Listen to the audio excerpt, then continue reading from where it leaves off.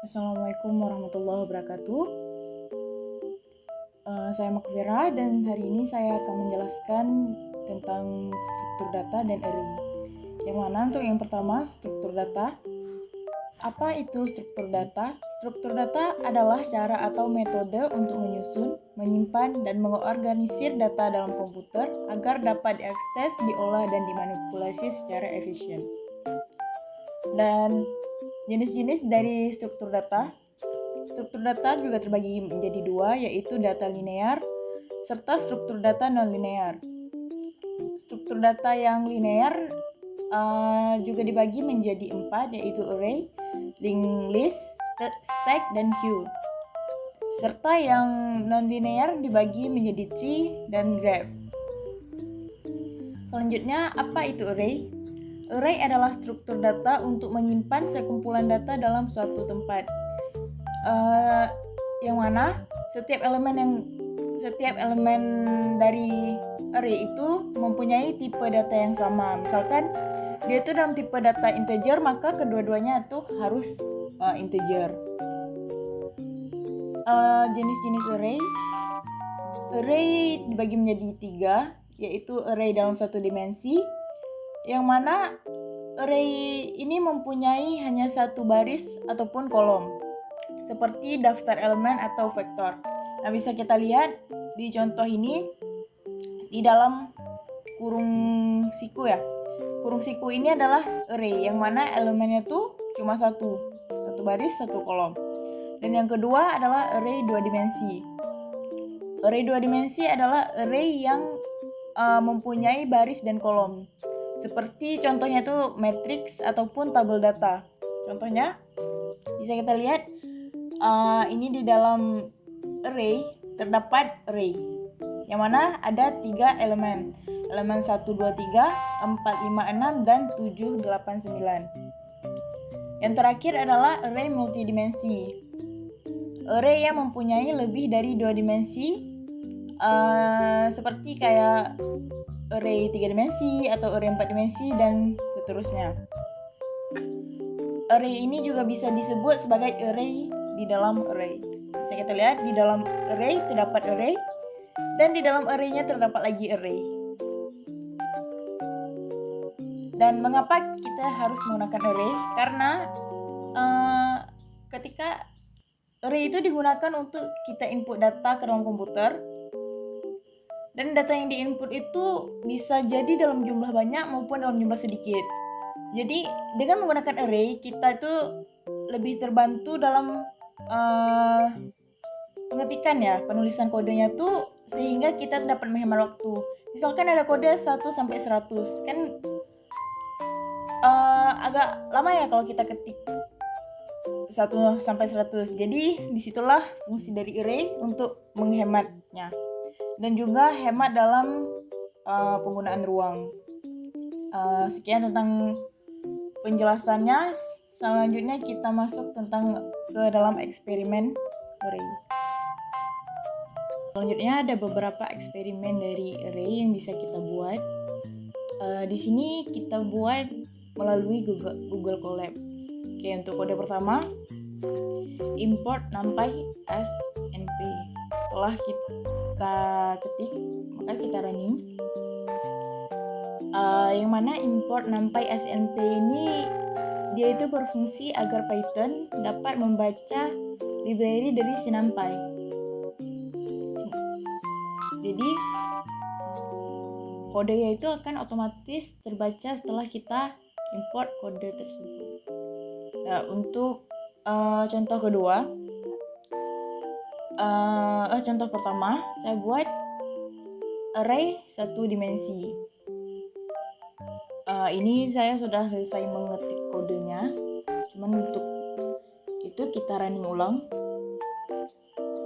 Yang kode ini 1 dimensinya karena di sini di 1, 2, 3, 4, dan 5 itu hanya ada 1 kolom dan 1 baris, sehingga hasil outputnya itu juga 1, 2, 3, 4, dan 5.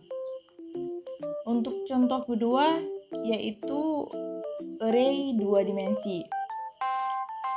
Array 2 dimensi di sini bisa kita lihat di dalam kurung siku ada lagi kurung siku lainnya. Itulah yang variabel-variabel. Ini variabel pertama yaitu 1, 2, dan 3, dan untuk variabel kedua adalah 4, 5, dan 6. Setelah kita running, keluarlah hasil kayak yang di bawah 1, 2, 3, 4, 5, dan 6. Karena ini 2 dimensi sehingga jadinya 2 baris dan 3 kolom.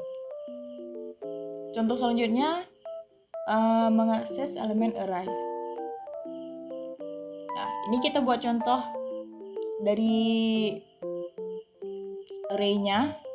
Variabelnya itu 10, 20, 30, 40, 50 sampai 90. Nah, untuk kita mau ambil elemen array dari baris pertama kolom yang kedua.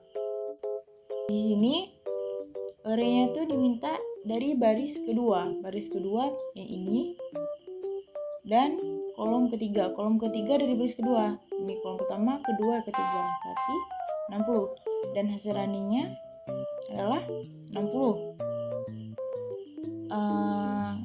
Terus yang print n ini itu fungsinya pada saat kita membuat dalam satu kode ini, satu kode, jadi ada space antara kode 1 dan kode kedua.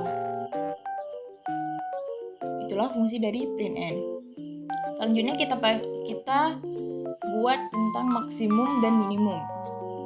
Kita kodenya tetap variabel tetap dari yang di atas tadi, cuman kita panggil maksimum dan minimum dari kode ini, dari variabel ini. Yang pertama kita buat maksimum, np maksimum, kita pakai rumusnya, dan ini untuk yang minimumnya. Kita print, lalu akan keluar hasil yang maksimumnya 90 dan yang minimum 10, sesuai dengan variabel yang ada, 90 yang paling besar dan 10 yang paling kecil. Terus kita pakai untuk menghitung rata-rata. Menghitung rata-rata kita pakai np mean.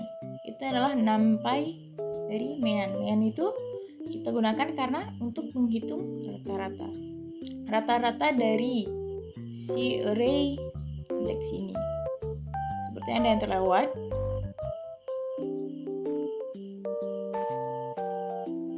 Nah, total dari mean harusnya kan yang dihitung adalah ini.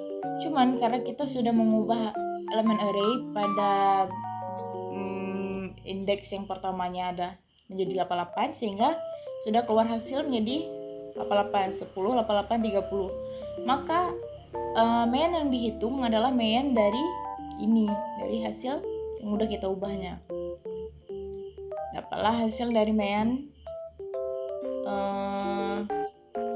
atau rata-ratanya 57,55.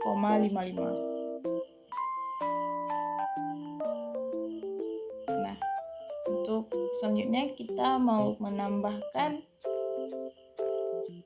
variabel baru ya, yaitu 99. Kita pakai rumus dari happen. Kita print ketika sudah keluar hasil outputnya menjadi 99 di ujungnya. Sudah keluar output baru. Dan yang untuk menghitung jumlah elemen array, kita pakai rumus sum, menghitung totalnya. Apanya yang dihitung? Yang dihitungnya adalah 10 ditambah 88 tambah 30 sampai dia tuh tambah 99. Dan total hasil setelah running yaitu 617. Untuk contoh selanjutnya yaitu kita pakai tentang transpose. Transpose itu adalah perpindahan dari kolom menjadi baris dan baris menjadi kolom. Kayak kita buat contoh ini 1, 2, 3 itu adalah kolom dan 1, 4, 7 adalah barisnya. Setelah kita pakai rumus transpose